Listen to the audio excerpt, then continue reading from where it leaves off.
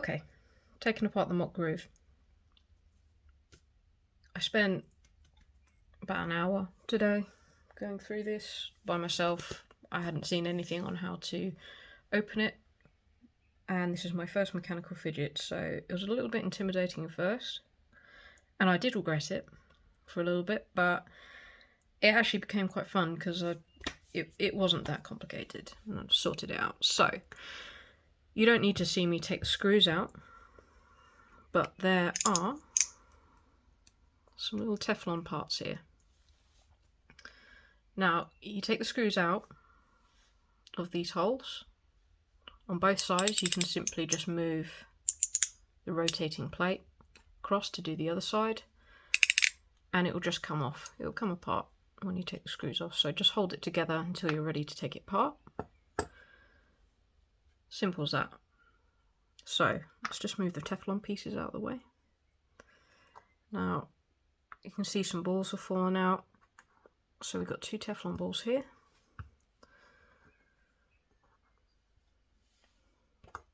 And I think it's a silicon nitride ball and a spring have come out there. So, oops, not the camera. Sorry if I knocked the camera.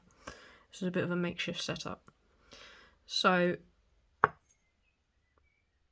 here's what we've got, and you can't see, but there are actually two springs in here as well. They were behind the Teflon balls. They tend to stay in there for some reason, I guess. Doesn't matter. Anyway, so this is the bottom plate with the rotating inner plate. As you can see, it rotates around. So we've got a screw in the middle. So let's just undo that and then hold it down while you unscrew it, because there's more balls, more springs under tension underneath.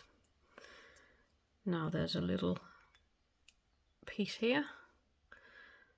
Now that is notched, it locks in to the hole here. Go into that later when we put it back together. And you've got your bearing in here as well. So if we gently take that off, because we don't want stuff flying everywhere.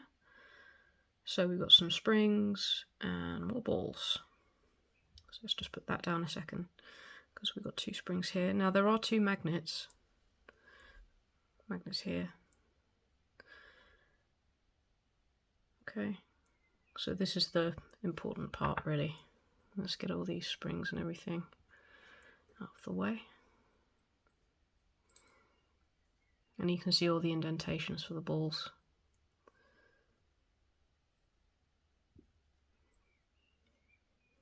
Okay. I'm doing this on a tray because I've had, I think with my pig coin by YEDC, I had springs and balls go everywhere, so I've learnt my lesson there. So this tool comes with the MOT Groove. This is to remove this part to get to the bearing.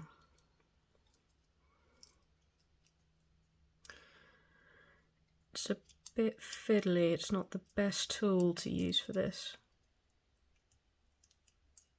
but you will get there. I've got really no reason to remove the bearing. There we go. And there's the bearing. Okay, but I'm going to put that back in because I don't want to lose the bearing. It's just very fiddly. I'm going to have to do this off camera. My apologies.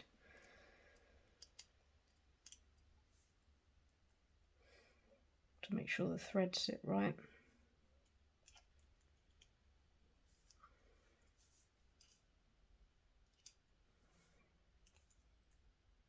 Okay, so that's back in there. And that is recessed in there as well. Okay, so the instructions are very good. They're in Chinese and English. and the English is very good. But the Chinese actually tells you a little bit more than what is actually translated for you. So I use Google Translate. I'm used to using it. The camera function I have to at work, mostly for Cyrillic, but you know, works just as well. So there is actually more information on here than they give you on the translated side. So I made my own diagrams and my own notes for how to do this.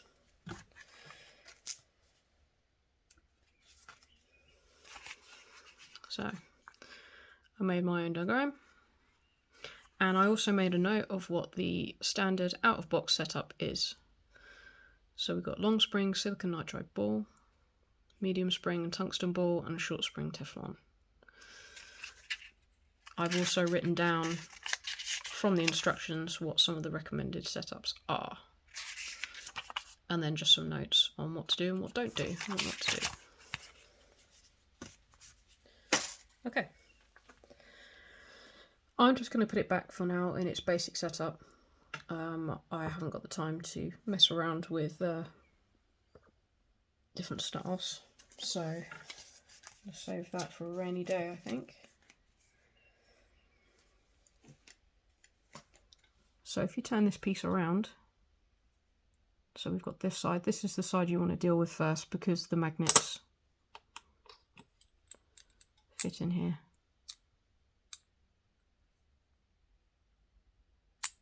Yeah. So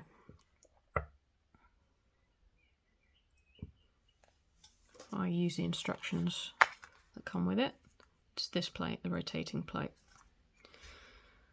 So this is called E1, it's E2, D1, D2. Now what's in here, out of box setup, or at least for mine, are medium springs and tungsten balls. Now when you take this apart, I suggest you keep things separate like I've done. So I've got the parts for this plate here, I've got those parts there, and then the screws on the side, just so you don't get confused. There isn't a lot of difference in the length of the springs as well, so you could easily get them mixed up. They sit in the middle of these holes.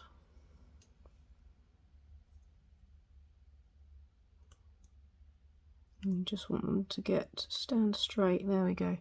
It's a bit fiddly. I should probably actually go get my ceramic tweezers, but never mind. You can do it with everything that's in the box.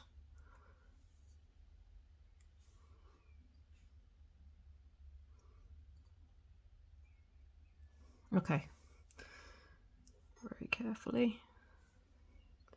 So those springs are sitting in the middle there.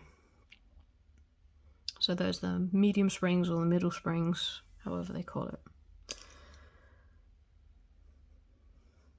And then these tungsten balls, and they just sit on top of the springs.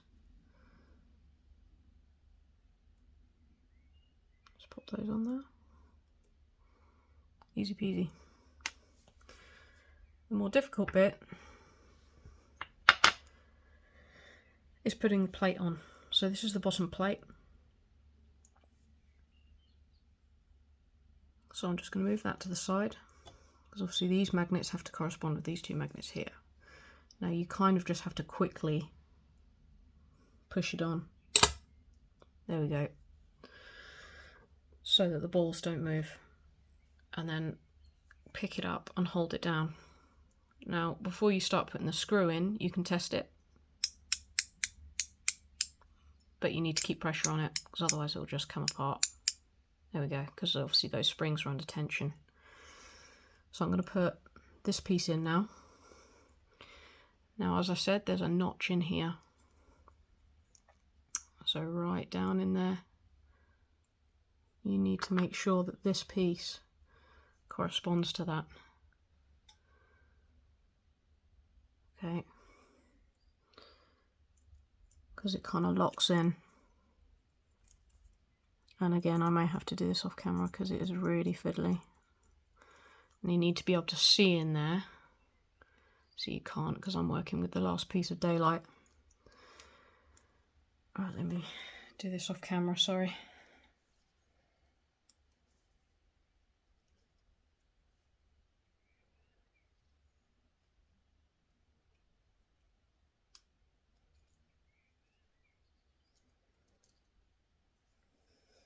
It's very difficult to see.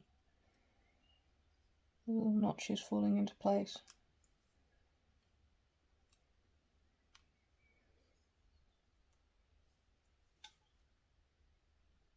Okay, they're in.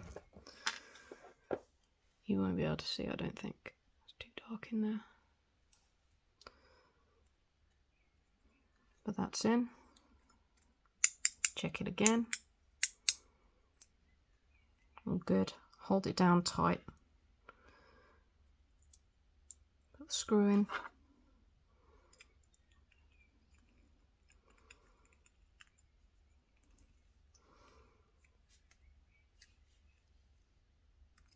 I try and keep even pressure on the plate as well.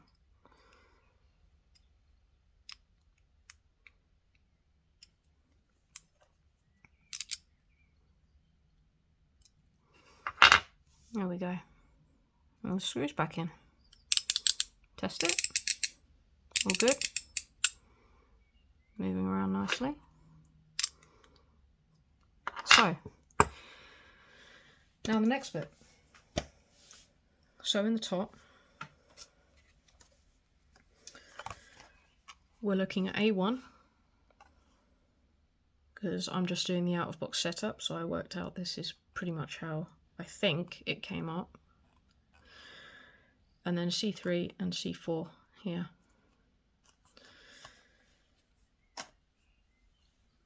The springs and screws may have been in different holes when I took it apart, but when I took it apart it just went everywhere. Oh, there we go, there goes a spring.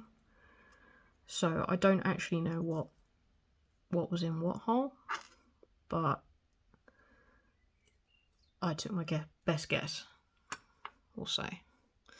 So those screws are in there, not screws, springs. And then Teflon balls sit on top of those springs.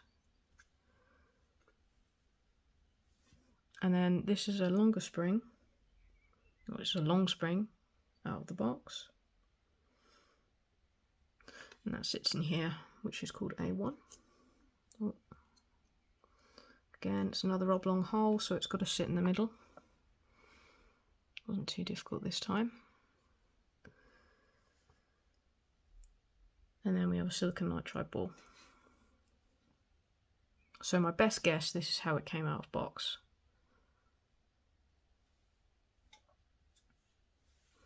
And then all I do to put it back together is I lay the Teflon pieces like this, because they slide. You can see a ridge here. They slide underneath the inner rotating plate and lock it into place once it's all screwed down. So I kind of rest them on there, and then you put that back on gently. Obviously you need to hold it together. You can test it while it's like this though. Keep everything held down. Seems to be fine. And then all you've got to do is put the screws back in. Now again, as it says in the instructions, the Teflon plates can bend, warp, whatever, if you screw these too tight. So don't over tighten them. I haven't had an issue so far of the screws coming out at all. And when I opened it originally, I tested it before I even touched the screws just to see how tight they'd put them in at factory, and it wasn't tight at all.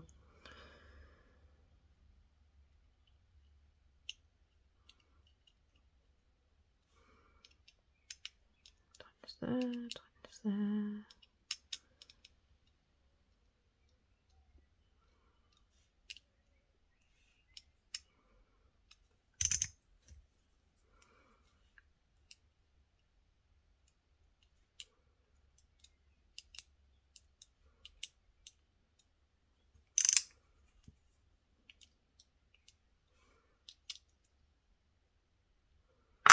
Okay, that's done.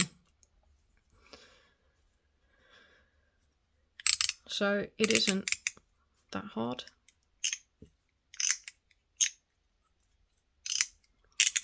Once you know how it all goes together, how it all comes apart, it's actually quite simple.